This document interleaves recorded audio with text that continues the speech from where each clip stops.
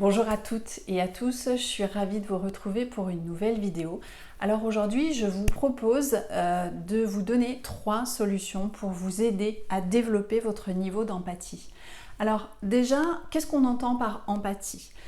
L'empathie, c'est notre capacité à comprendre l'autre, à comprendre sa vision des choses et aussi à percevoir ce qu'il ressent. Parfois on me dit oui, mais c'est ressentir la même chose que mon interlocuteur.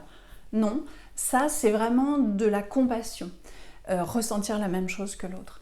Là, on n'est pas dans ce registre-là. Le domaine de l'empathie, c'est vraiment, je me mets à la place, je me mets dans les baskets de mon collaborateur, de mon interlocuteur, pour comprendre sa vision des choses, sa façon de penser et donc ce qu'il ressent.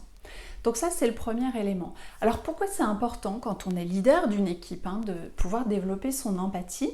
Eh bien parce que lorsqu'on veut fédérer une équipe, qu'on veut l'embarquer avec nous et l'aider à progresser, à aller dans le sens des objectifs, bien sûr, à atteindre, mais aussi à développer sa performance, eh bien c'est important d'être concentré sur la qualité de la relation et mettre l'être humain et l'individu au centre de la relation. Eh bien c'est justement essayer de mieux comprendre l'autre, même si on n'a pas toujours la même vision des choses, même si on n'a pas la même façon de réagir, pour pouvoir développer justement cette qualité de relation interpersonnelle. Ça va permettre que les gens se sentent bien dans leur environnement de travail, qu'ils se sentent bien dans la relation aussi avec leur hiérarchie, et ça c'est important, et puis de pouvoir peut-être développer davantage de bien-être dans leur travail en se sentant véritablement considérés pour qui ils sont et pas juste pour ce qu'ils font dans le domaine de leur entreprise. Alors j'en viens maintenant à mes 3 conseils pour vous aider à développer votre empathie. La première chose, c'est déjà d'avoir une relation saine avec vos différents collaborateurs.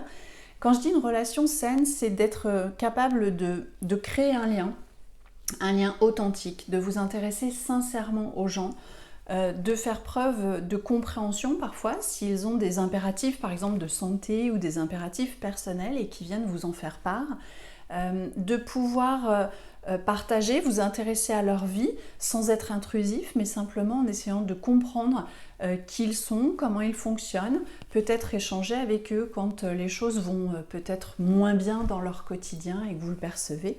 Donc voilà, vraiment c'est la première notion de créer cette relation saine. Le deuxième conseil, pour arriver à mieux cerner ce que ressent l'autre et quelle est sa vision du monde, eh bien c'est de le questionner. Pour ne pas interpréter ou ne pas avoir d'a priori, eh bien effectivement le meilleur moyen c'est de le questionner dans une situation donnée pour lui dire qu'est-ce que toi tu en penses, comment tu vois les choses et comment tu te sens avec ça. Et c'est tout à fait possible bien sûr dans le contexte professionnel. Et puis mon troisième et dernier conseil, c'est de pouvoir faire preuve de reconnaissance, de montrer aussi de la gratitude pour le travail qui est fourni par chacun de vos collaborateurs, montrer que son travail a de la valeur, qu'il a du sens dans l'entreprise et qu'il apporte quelque chose, sa pierre à l'édifice.